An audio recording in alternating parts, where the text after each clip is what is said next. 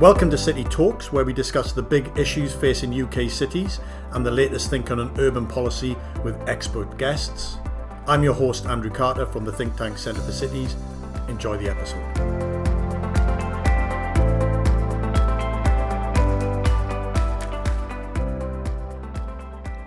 Welcome to this episode of City Talks. Today my guests are Alex True and David Nodge.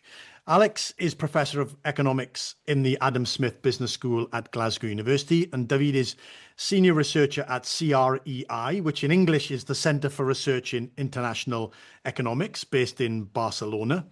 And they are the co-authors, along with Stefan Heblich and Jonas Zilberberg, on a brilliant newish working paper called The Death and Life of Great British Cities. We'll put a link up to the paper on the podcast page. So welcome to you both.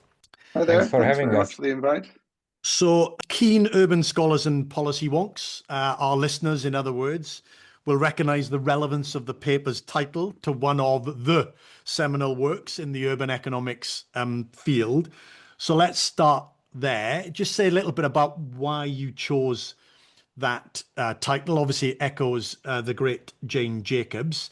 And particularly, I suppose, why you wanted to come back and revisit this question about specialization and diversification, particularly over the long run. So, David, Alex, I'll leave it to you to decide who kicks us off. But just give us the background on the relevance of the title and the revisit of the specialization and diversification issues. Yeah, Jacobs has her book Life and Death of Great American Cities. And she introduces this concept of diversity mattering, and that got taken up in the literature. And so lots of people have talked about various types of externalities that can exist and how they can matter over time. From my perspective, as somebody interested in the history, we were motivated partly by thinking about the 19th century cities and their differences and how that played out in terms of the very long run successes and failures that different places had. So one comparison that we think about is between, if you take Bradford and Leeds, for example, two places quite close to each other in the West Riding of Yorkshire, both heavily wool-based, but Bradford was the place that became what was then called the Worstedopolis, right? Being thoroughly focused on worsted wool production, and was exporting by the end of the 19th century about something like 2/3 of national output of wool.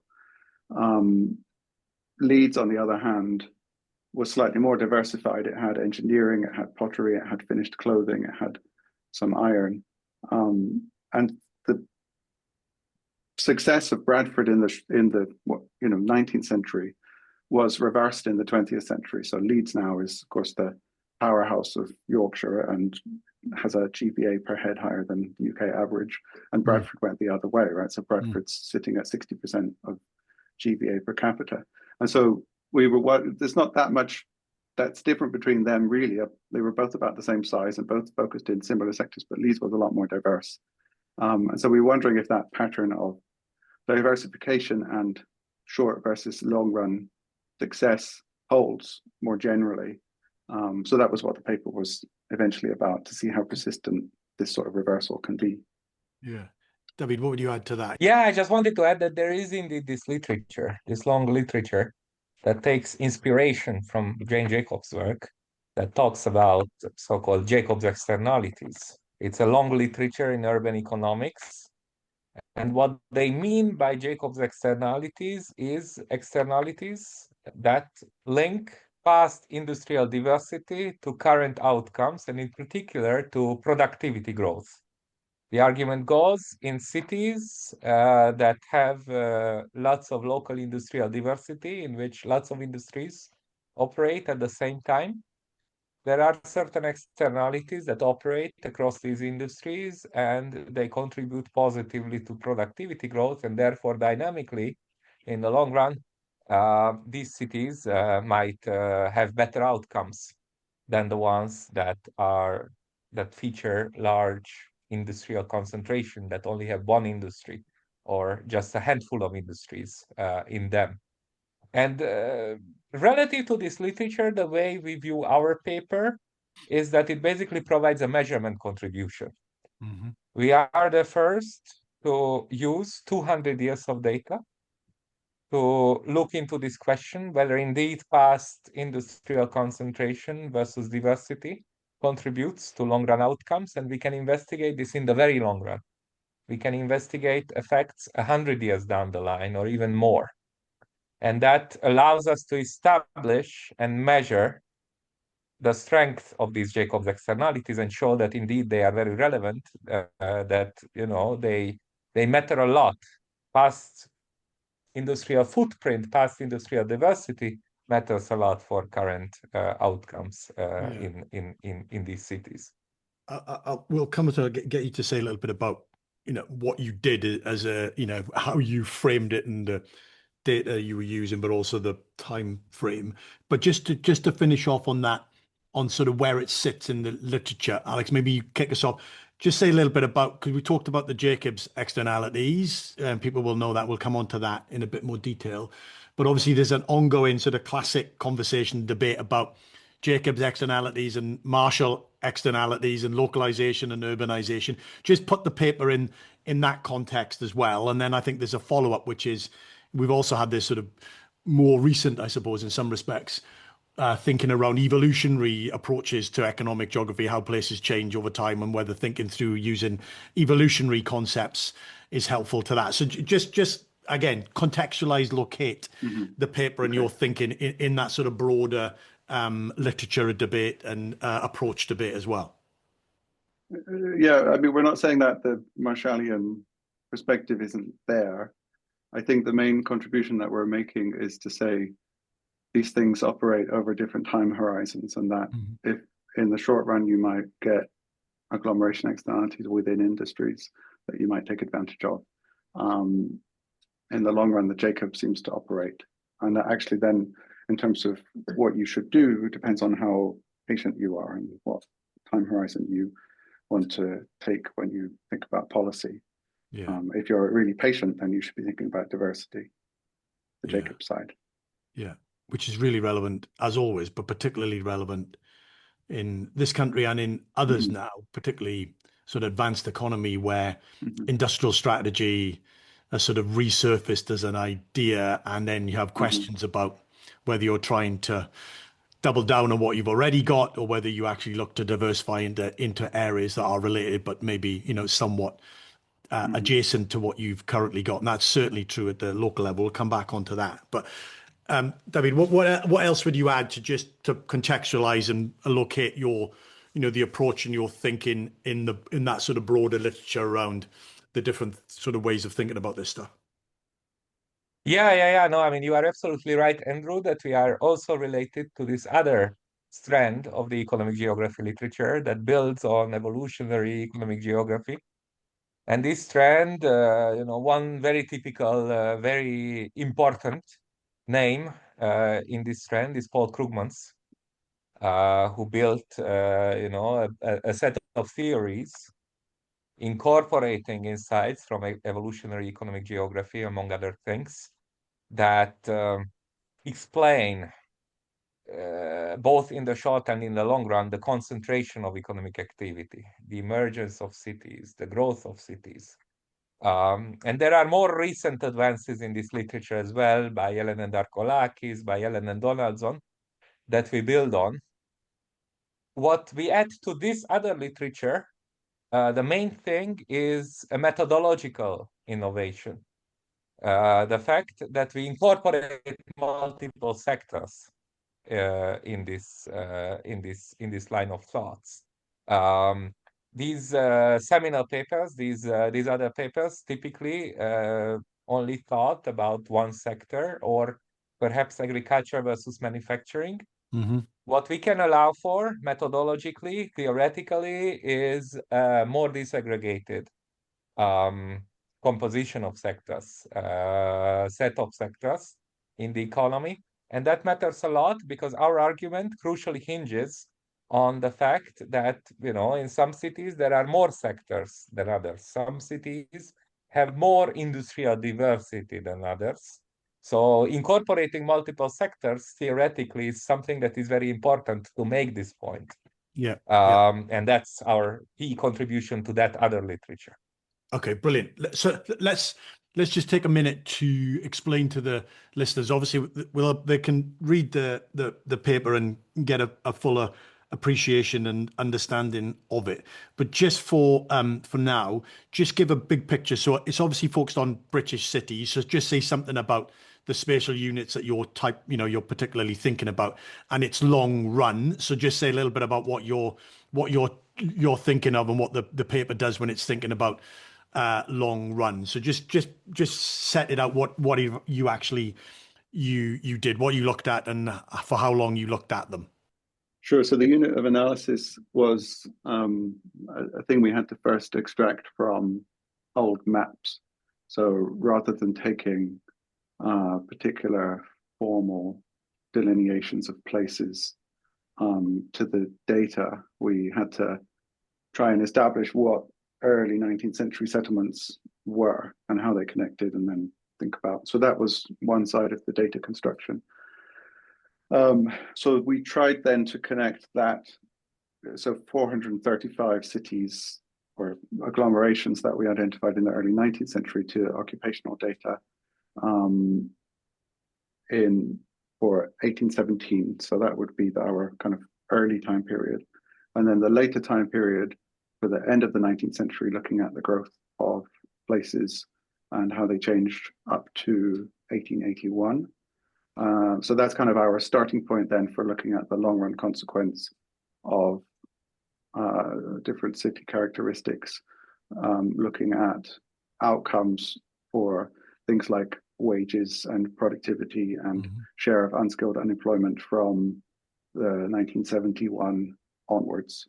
So those are the three time periods that we're looking at: early 19th century, late 19th century, and then late 20th century and some early 21st century. Okay, so let's turn to what you find. So we'll get into some of the detail of how it's happening and all the rest of it. But again, for the listener, give us the big picture. What's the big picture finding that you've already alluded to it in your comparison of Leeds and Bradford, Alex? But just expand on that a little bit and tell us, the big takeaway from the paper. I mean, so we've got an empirical side to the paper which tries to carefully disentangle different stories. But then we also have a quantitative spatial model, which is very, robust to being identified on the data that we're using. But then using that model, the headline that we get from it is, suppose you turn off the Jacobs externalities, you reduce the difference between the north and the south of England and Wales in terms of productivity by about 40%.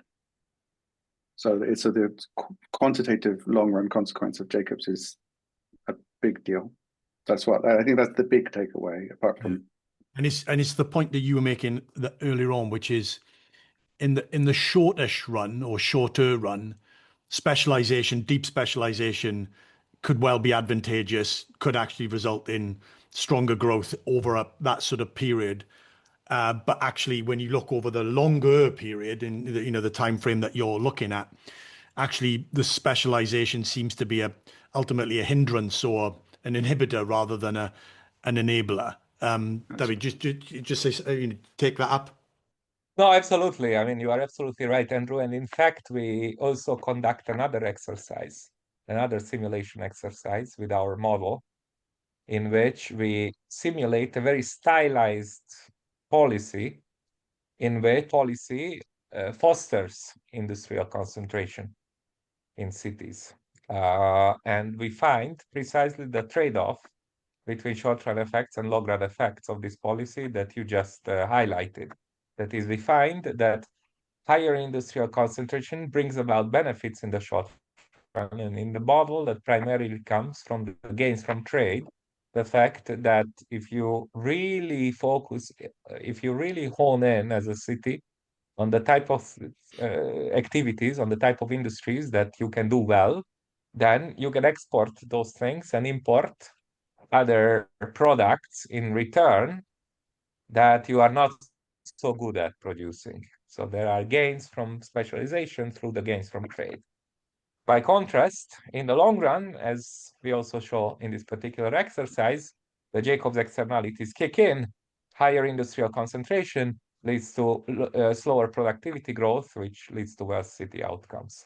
So there is precisely this trade-off between the short run and the long run that you just talked about. And to what extent is it to do with the fact that, for example, many of our our urban areas, particularly as you go through into the Midlands and into the north, were obviously industrially orientated cities in different industries, but all in that sort of industry period, which had its heyday, as you say, through the 1800s into the early part of the 1900s, and then many of those industries, whether it's wool or cotton or others, sort of dropped away because of international competition. What's going on at the sort of industry macro level with the way these industries are performing, and then how those cities are being affected by it? Is it all sort of macro, just landing on the place itself, which explains why these places don't do very well, just because they are at the whim of big macro trends, big industrial trends that relocate centers of production, etc., away from the UK to other parts of the globe? So this is something that we take very seriously, because this is probably the most important alternative mechanism that could be operating besides the Jacobs externalities, right? The Jacobs externalities are not about these industry trends.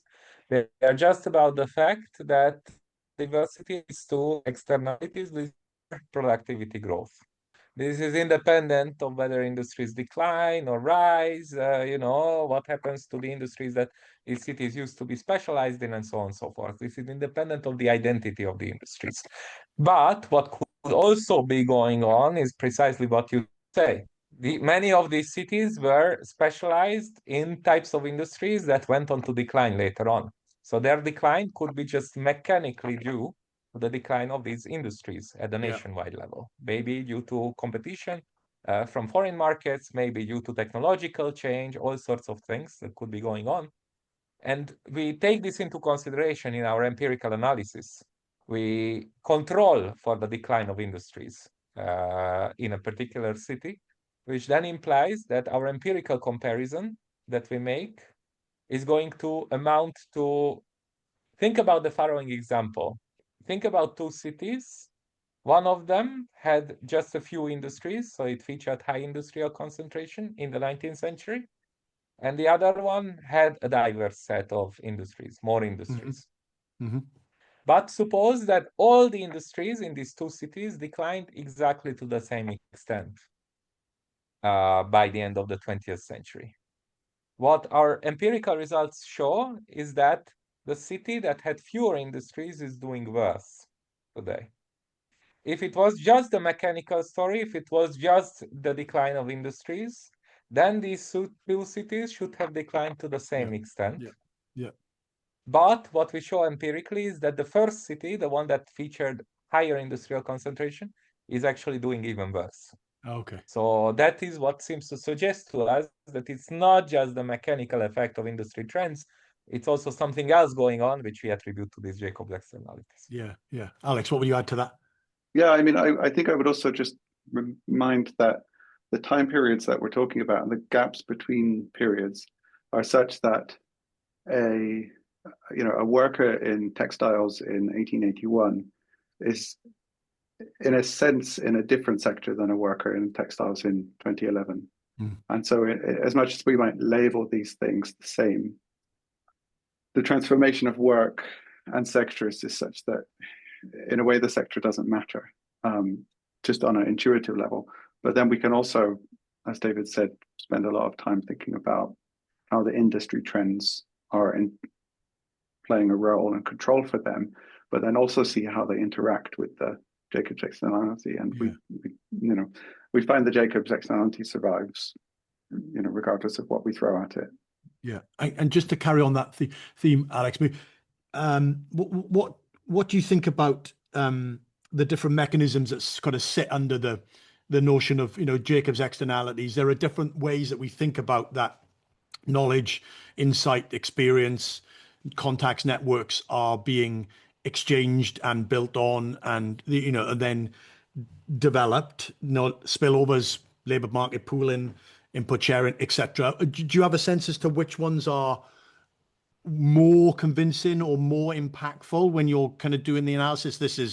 This is a never-ending question, right? When we get into the detail of the externalities, I think it's resolved. But just your kind of perspective or thoughts on that would be really interesting. Well, yeah. So these are pure thoughts, if you like them.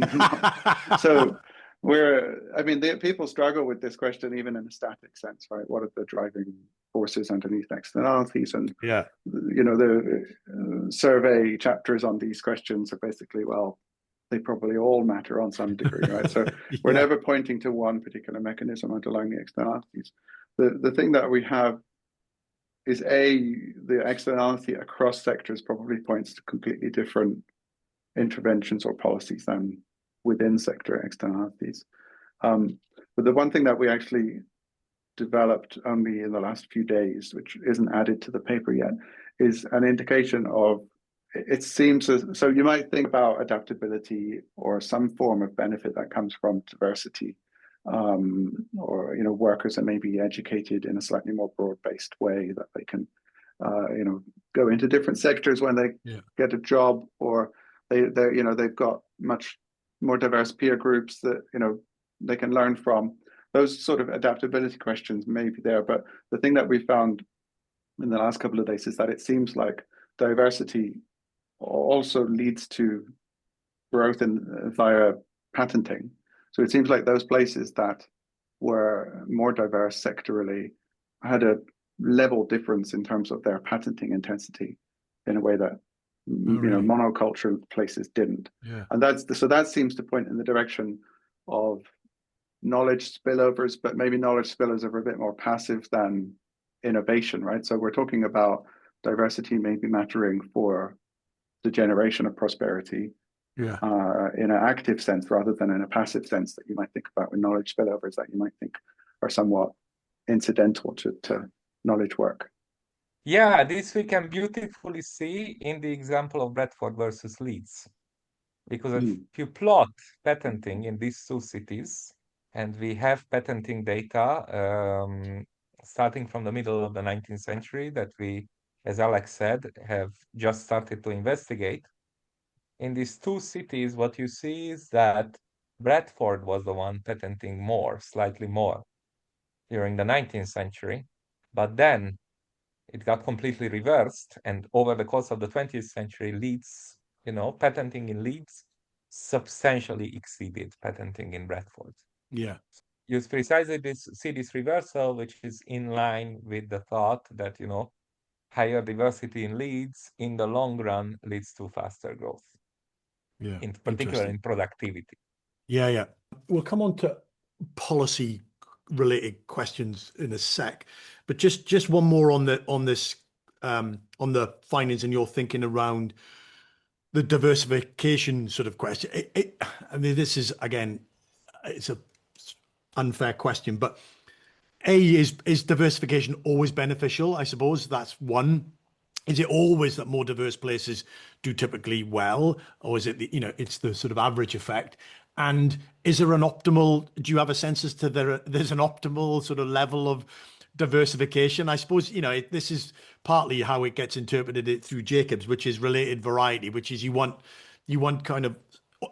diversification, but you want some relatedness between the things that are diversified, rather than just random diversification in all manner of different things. Alex, do you want to take on those unhelpful questions? No, they're not unhelpful. They're just hard to answer. So that's what I mean when I say unhelpful. Yeah, no, but they're very good questions, and they're questions we need to have answers to. It's just a paper is so there's probably more work to do. As it is, it's always tempting when you see, let's say, in a paper or in our model, that in the short run, doubling down on the sectors that are productive would point to gains to be had from intervention that stimulates the sectors locally, right? Yeah. So that's kind of in the model, but I would caution against that as a then policy lesson. The question of optimality, we don't see, although we don't test directly for any non-monotonic response in terms of diversity. So in our model, in the empirics, diversity is always good in the long run, Mm-hmm. and the more diversity is the better. The optimality question may come down to what I was saying earlier about how patient your policymaker is. So Yeah. if you think about a social discount factor that points towards thinking about intergenerational consequences, then you'd be leaning towards diversity being optimal. And if you're an impatient political actor with, general elections to worry about, then you're probably pushing towards specialization. But that's then assuming the specialization is going to actually lead to the benefits, which, Yes. as I say, you might caution against. David, what would you add? This is precisely what we find in our stylized policy exercise that we do with the simulated model. What we find is that for values of an annual discount factor that are higher than around 0.98, that is, if society is very patient, then actually diversification is the right policy. Whereas if society is much less patient and therefore does not care that much about the long run vis-a-vis the short run, then you don't want to do diversification, even though it's beneficial in the long run. You want to prioritize the short run gains. So the trade-off is very much there, and therefore the question on whether we should diversify or not is the answer to that question is really it depends. It depends on how patient society is. Yeah. I think that's one of the big takeaways from our analysis. Yeah. I'm sure it's the same experience as you, but my experience of doing this stuff for far too long is that our policymakers are not the most, understandably in some respects, are not the most patient, right? Or they want it both. They want to specialize in the short run to get all the benefits, but they also want to be simultaneously diversifying to get all the benefits over the medium term. And they don't see that there may be some trade-offs and/or tensions between those two approaches. But maybe that's just my own experience of dealing with policymakers at the national and local level for a very long time. I'd be interested in your thoughts on that. But just Alex, just keep pushing on this sort of policy question. Do you have a sense as to whether the diversification approach can be engineered? It can be, policy has a role to doing this, and to make, if that was the choice or part of the choice, what's your sense as to, does the paper talk to that idea of it being engineered, or are we really describing stuff that plays out it's emergent and it plays out over a very long time, so you don't fully know what's going on at any moment? I guess the problem I have with the idea of engineering diversity is it goes back again to kind of an intervention where a government actively decides to create new industries in a place or stimulate industries in a place. And we don't talk so much to this question of engineering diversity. All we're seeing is that diversity matters, and that the less concentration you have, the better in the long run. That points towards not thinking about placing sectors in particular places, but rather thinking about the externalities that might facilitate cross-sector externalities. And just to add on that, because I think that is an industrial strategy in Britain, at least, a particular perspective. One is to often identify certain sectors, relatively small number of sectors, but also within that to think about each sector individually. And I think actually thinking about many sectors together and the co-location factors that go on, and why that might, why that is often the same across different industries, but the benefits you get from different industries and sectors co-locating and then interacting and sharing, etc.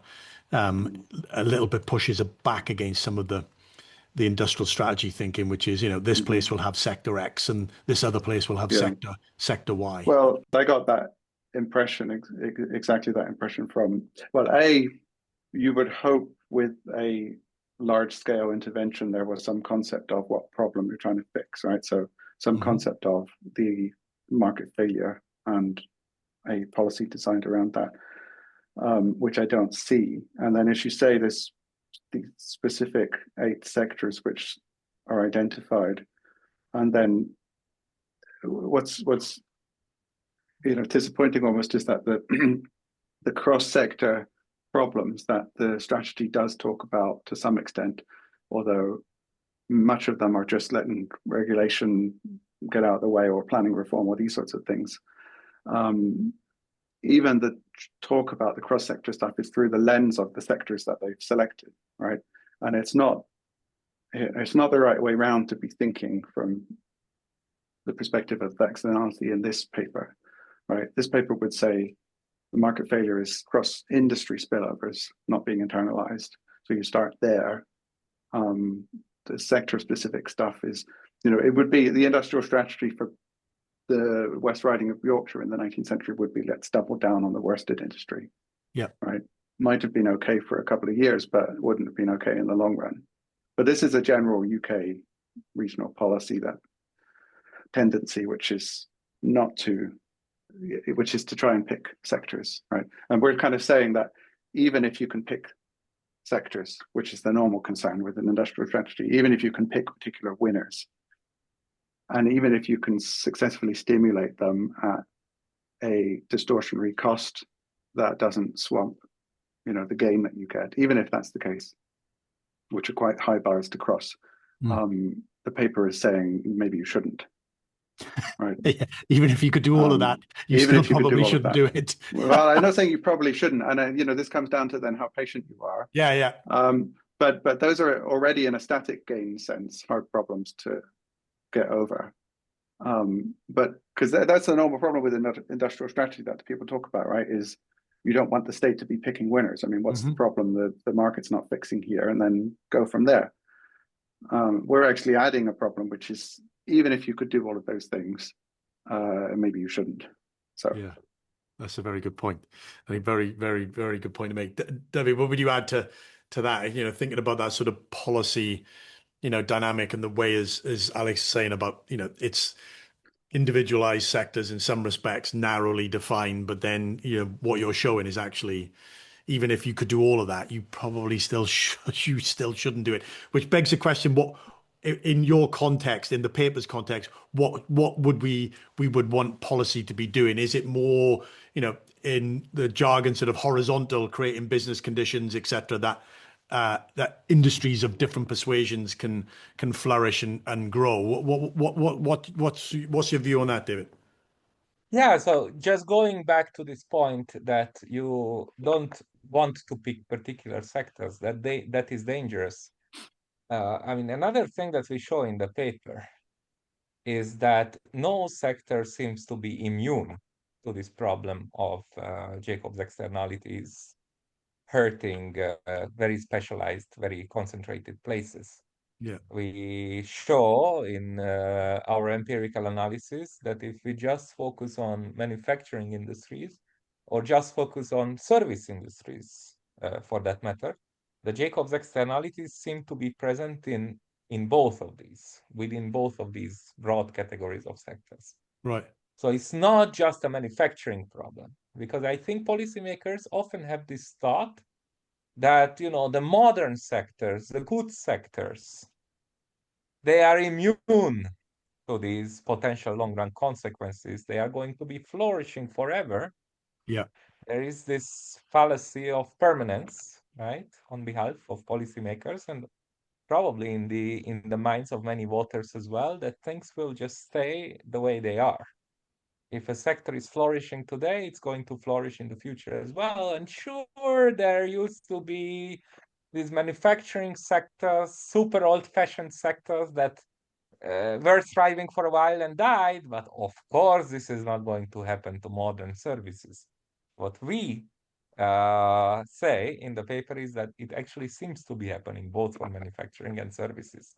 So in that sense, no sector is immune, and that's what, seems to hint to the fact that we should be very cautious about fostering particular sectors, and that's why, you know, an approach that fosters in the industrial diversity in general is the one that is favorable over this approach of picking particular sectors. Now, how do you exactly do that? This is where, you know, Alex's warning comes in, right? There are costs of any policy, right? Like, you know, no policy is such that there are no costs of pursuing it whatsoever.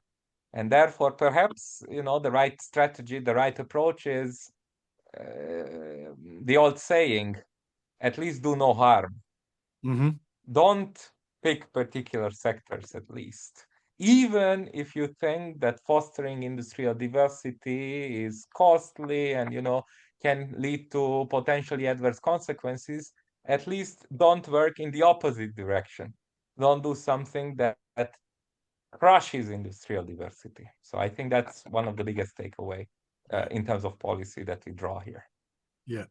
And Alex, just come back in this, because in a sense, if we're saying, you know, the narrow focus on sectors in general, but also in particular not helpful, what are the policy priorities or that emerge or come out from the paper in terms of if we were ultimately trying to facilitate externalities to happen, spillovers to happen, exchange to happen, etc., which then leads to growth and innovation, etc., etc. What type of policies are we? Anyway, is it skills broadly defined or narrowly defined? Transport, innovation. What is it? I mean, it would have to be the horizontals that you were talking about. So, you know, regulation, planning reform, cost of doing business, the tax, you know, knowing roadmaps for future taxes, you know, invest. So that's the general inference, and you end up with a much shorter industrial strategy, which is fine. You can, if we can write it on a page, that's good. It might be easier to stick to. But transport's probably an interesting one because, and again, this is more speculative, but if you think in a Smithian sense, if I connect up places, they become more specialized, right? Which may push against some of the you know, issues that we're talking about in terms of the long run costs. But maybe you're creating regional Jacobs externalities, which then benefit. So that question of transport infrastructure investment, we know that many of these externalities are highly localized, right? So, and one of the things we do look at in the paper is how diverse a neighboring agglomeration is doesn't really affect how you succeed in the long run. So these externalities are known to be very localized. But yeah, if you put me in charge, the industrial strategy would be a lot shorter, I think. That's not a bad thing. That wouldn't, you know, the tendency to have 100 pages plus annexes of whatever persuasion, I think is not necessarily a good move. This is why we don't necessarily, I mean, I don't talk to a lot of policymakers in the same way as you do, and this probably comes across. But the problem, I think, for the discipline in a sense is that you know, policy wants to fill that vacuum with something. And so then you get all sorts of ideas about interventions that come out of not necessarily the right place in terms of thinking hard about the why and the consequence. And so maybe we should talk to more policymakers. I don't know. We don't know if David talks to Spanish policymakers or Catalan policymakers. No. See, this is the thing. And it's because when you ask a question about what's the mechanism underlying that externality, you're like, well, it could be one of these four things, but I don't really know. And but the thing is, on the one hand, it could be this. On the other hand, it could be that. It's not. But it's not the thing policymakers want to hear, Alex, as you know. No, it's not. Maybe you don't know. I'm telling you, they don't. At the same time, there should be an understanding that. So Duranton, in his takedown of the Orchard Diamond cluster policy, he makes the very obvious point that if you remove the pilot from the airplane, the plane crashes, right? Maybe that's not true anymore because the things can fly themselves. Right. But if you remove the state from the market might be fine. right? And that creates the burden is on the intervener to justify the intervention, right? The intervention's not ex ante necessary. Yeah. And so that's one of the, again, this is why sometimes we don't talk to policymakers, because we're saying the wrong things. I know that, but that's where the discipline would say to be careful. Yeah. No, I mean, we do talk to policymakers. We try to say some of the things that we've been discussing, and you can judge to varying degrees whether the policymakers listen to that, or at least the policy people listen to it, but not necessarily the people who are then implementing strategies or developing the strategies as well. To close, because I could talk to you about this for hours. In fact, I've been talking to my team about this for months since I've been reading the paper. So, and I will continue on. Let's just talk a little bit about, from the paper, I suppose some of the, notwithstanding our discussion on policy, I suppose some of the trade-offs and maybe some of the reflections. So, I mean, one, which there's no definitive answer to it, and you've kind of answered it, but one is, as you say, is about the time frame over which you're thinking. If you're thinking 10 years down the line, you might think double down now, make hay while the sun shines, etc. And you accept that down the line, you're going to have a different set of, a set of problems to resolve. But if you're thinking over a 30, 40, maybe 50 year, but certainly over a 200 year, then you would not be doubling down. You would be, you'd be diversifying. And you can see this a little bit in this country, as in others, around how the sort of green transition or the green, economy questions and issues get played out, right? Which is, this is, about not doubling down on what we've already got, but actually trying to move to the next things. Just anything else you haven't really said on the timing question. David, what's your thought on that? Yeah, I mean, so here our results are on the very long run, and I think the political economy of this question is fascinating. Policymakers do say, and politicians do say, that they care about the very long run. In practice, we all understand that they are elected for a few terms, or maybe for just one. And that, of course, leads to a very specific set of incentives, right? It likely leads to a bias on their behalf towards short-run gains. Yeah. And this is probably something that gets reflected in actual policy that gets done. And I don't think we can do much about that, because the incentives are clearly what they are. At least I think our job is to make them aware that there are these adverse long-run consequences. We put them on the table, and then they do whatever they want with them. But I think it's important that people know that these are present. And I think before our work, sure, there was this literature that talked about them, but we are the first to carefully measure the strength of these externalities over a very long run period. Yeah. Alex, I mean, add to, I suppose part of that about, the, notwithstanding you don't talk to them very often, but, you are literally talking to them now because policymakers do listen to it. Sure. I mean, in terms of managing that, and that the short run and the long run, the specialization, the diversification, again, very big, unhelpful question, but just frame it for them. So in the first place, I worry about replacing one monoculture with another, right? Yeah. So just switching to what seems to be the next big thing is, you're probably about 30 or 40 years behind the curve, right? If you're trying to do that. If I think in a historical sense, the big inventions of the Industrial Revolution, right, which happened in the mid 18th century, took 60, 70 years to flourish in terms of their consequence for macro growth. Yeah. So identifying today what particular sectors or inventions or firms or whatever are going to matter for growth is hard. It's also the case that if you're if the whole world says AI is the next big thing, or the green transition is the next big thing, then the tendency would be for the state to organize themselves around subsidizing that particular industry, right? And then every developed country in the world decides to subsidize green transitions and attract, AI hubs and all of this. And the consequence of that development is that net of the cost of those subsidies, the gains may be minimal, and they largely go to the owners of those firms. Yes. Right. And so I worry about saying this big mega trend is upon us, and we all must organize the economy around it. That's not how growth has happened historically. No. And it's probably how growth slows, right? In terms of proceeds being for the public good. Yeah. So that is a good observation and reminder on that sort on the interaction between the big and the small, or the bigger and the macro and the micro, but also how actually growth comes about. And whilst we have lots of empirical and theoretical work on it, we're still trying to grapple with that at the micro and the macro level in different ways.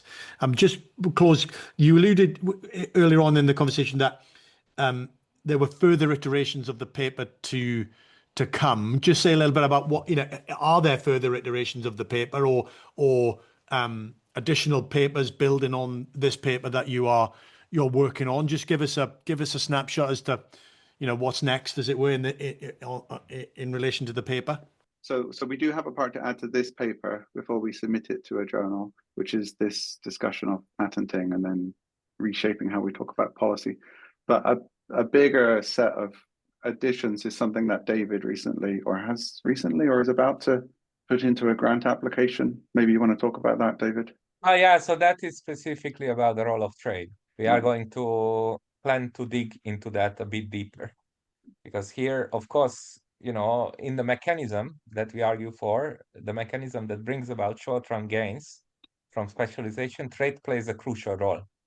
But we don't explicitly investigate that. So what we are planning to do is looking into how improvements in transport infrastructure in the 19th century, in particular railroads, actually fostered specialization and industrial concentration, and therefore might have contributed to this long-run legacy of industrial concentration, to these adverse long-run effects that we document in the paper.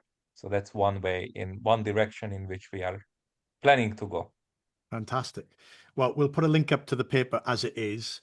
We'll keep an avid eye out for the next iteration of the existing paper, and we'll duly make sure that link is also available. And to the extent that a letter of support would be useful from us, David, in your grant application, if that would be useful, I would be more than happy to write a letter of support and endorse whatever it is that you're asking whoever the grant maker is to give you. And I would say double it, and it'd still be good value for money. So if that's helpful, you let me know. I'm happy to write that down, or you can just play this bit of the podcast, to the grant maker, and if that is useful. But as I say, I could talk to you guys for hours on this subject, but sadly I know we're all very busy, you're very busy, we need to go off and do other things. But my guests today have been Alex Drew and David Nagy. Thank you very much for being part of City Talks.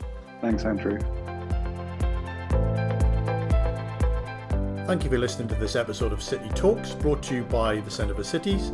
You can find us on Apple Podcasts, Spotify and Podbean by searching Centre for Cities. Please rate and subscribe if you liked what you heard. You can follow the Centre on Twitter at Centre for Cities, all one word, or on LinkedIn for the latest on what the Centre is up to.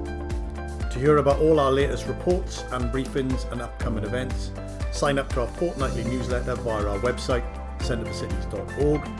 If you have any comments on the episode or suggestions for topics we should cover, we'd love to hear from you. Do tweet us or send us an email to info@centreforcities.org.